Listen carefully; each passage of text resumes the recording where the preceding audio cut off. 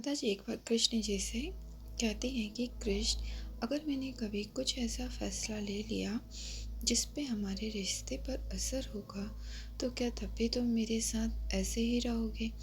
तब कृष्ण जी कहते हैं कि राधा, पहली बात तो कोई भी फैसला भावनाओं में लेके कभी नहीं करना चाहिए, क्योंकि जब व्यक्ति भावनाओं में बह के कोई फैसला करता है तो वो बाद में सिर्फ और सिर्फ पछताता है। इसीलिए कभी भी कोई फैसला जो व्यक्ति के व्यक्तित्व से जुड़ा हो, उसे कभी भी भावनाओं में बह के नहीं लेना चाहिए।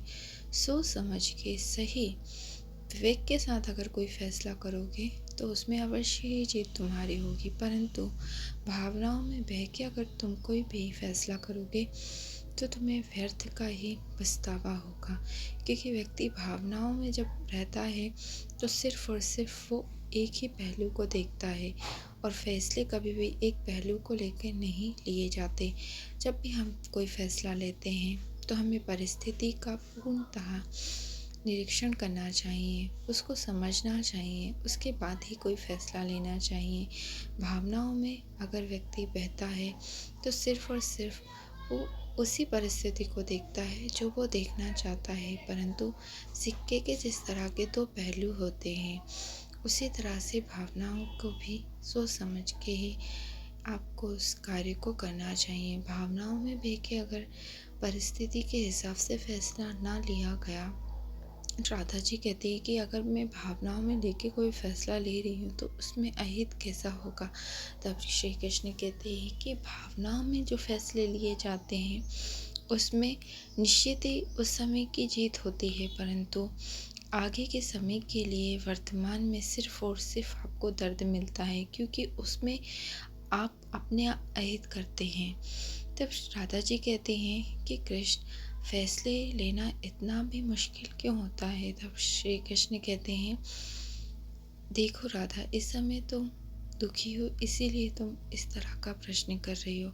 क्योंकि जब दुखी मन से आप कोई फैसला लोगे तो निश्चित ही वो आपके लिए दुख का ही कारण बनेगा, परंतु आप जब कोई फैसला खुश मन से लोगे, जब आपका हृदय खुश होगा, तब आप कोई फैसला लोगे तो उसमें अवश्य ही विजय प्राप्त होगी।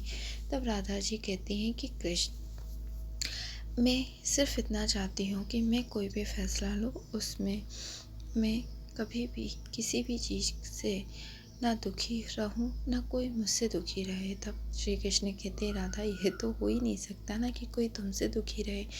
तब राधा जी कहती है, ऐसा नहीं है कृष्ण, कभी कभी आप ज़्यादा अच्छे होके भी लोगों के बुरे होने का कारण बन जाते हो। तब श्री कृष्ण कहते हैं, राधा, तुम इस समय काफ़ी ज़्यादा दुखी हो, इसीलिए तुम ऐसा कह रही हो, परंतु तुम कभी किसी के दुख का कारण नहीं बन सकती। तब राधा जी कहती हैं, वो भला कैसे?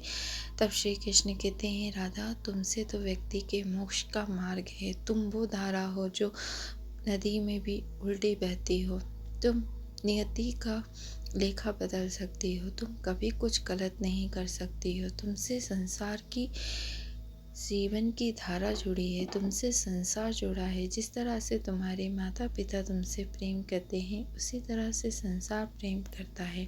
भावनाओं में बह के तुम आज भली दुखी हो, परंतु राधा, एक दिन तुम्हें अपने अस्तित्व का जब ज्ञात होगा तब तुम्हें ये समझ आएगा कि तुम वास्तव में कौन हो।